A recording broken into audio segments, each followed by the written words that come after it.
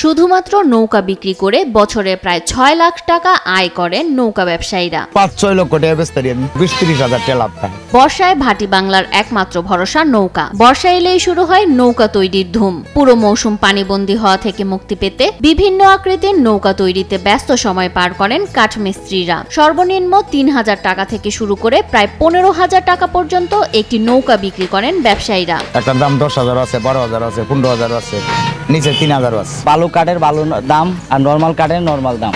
আমার ধরেন দৈনিক ৮-৯০০ টাকা ৬-৭০০ টাকা থাকে। প্রায় প্রতি বছরই পানিতে প্লাবিত হয় বিভিন্ন নির্মাঞ্চল। এই সময় হাওর অঞ্চলে নৌকার চাহিদাও বেড়ে যায় কয়েক গুণ। চাহিদাটা মনে করেন হেন আইলে মিলে ইনশাল্লাহ যে কোনো উপায় আইলে হেন একটা না একটা পাইবি। আমাদের ঘরে ভাত থাক বা না থাক নৌকা একটা নিতেই হবে। রাস্তাঘাট তো পুরাটা ডুবন্ত। আসার সময় এই সিলিন্ডারের বোতল নিয়ে খাদে করে নিয়ে লুঙ্গি আর একটা অতিরিক্ত নিয়ে সাঁতার কাইটা পরে রাস্তায় উঠলাম। এখন যাওয়ার সময় তো নৌকা ছাড়া আর বিকল্প কোনো পথ নেই। রাস্তাঘাট সব ভাঙ্গিয়া সিঙ্গিয়া গেছে, চলে গেছে গা। আমরা একমাত্র নৌকা ছাড়া আর চলার হত নাই। প্রথম পানিটার সময় নৌকা আছে না, ১-১৫০ নৌকা আছে বাজারটা আমাদের সবাই মনে করুন বিক্রি করে লেছি। প্রত্যেক দিনে ২০-৫০টা নৌকা বিক্রি হয় বরদল বাজারে। শুষ্ক মৌসুমে বিভিন্ন স্থান থেকে নানা ধরনের গাছ সংগ্রহ করে তা বিভিন্ন সমিলে মজুত করা হয়। এরপর সেগুলোকে মেশিন ও করাত দিয়ে নির্দিষ্ট আকারে কেটে নেওয়া হয়। কেটে নেওয়া কাঠগুলোকে মেশিনের সাহায্যে ছেঁচে মসৃণ করা হয় নৌকা তৈরির জন্য। এরপর বিভিন্ন আকৃতির কাঠ একত্র করে পেরেক মেরে নৌকার আকৃতি দেয়া হয়।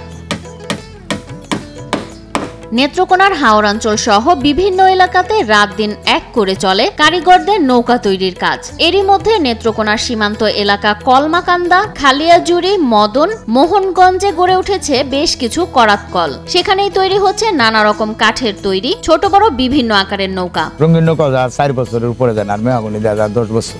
আম, ভেন্ডি, শিমুল, মেরা সব দই আমরা বানাই। বর্ষাকালের বন্যা যেন কারো কাছে আশীর্বাদ, কারো কাছে অভিশাপ। এ সময় চুক্তিভিত্তিক নৌকা তৈরিতে আয়ও ভালো বলে জানান সংশ্লিষ্ট নৌকা কারিগররা। বর্ষাকাল আইলে ব্যবসা শুরু হয় ৮০-৯০ অবস্থা হয়েছে।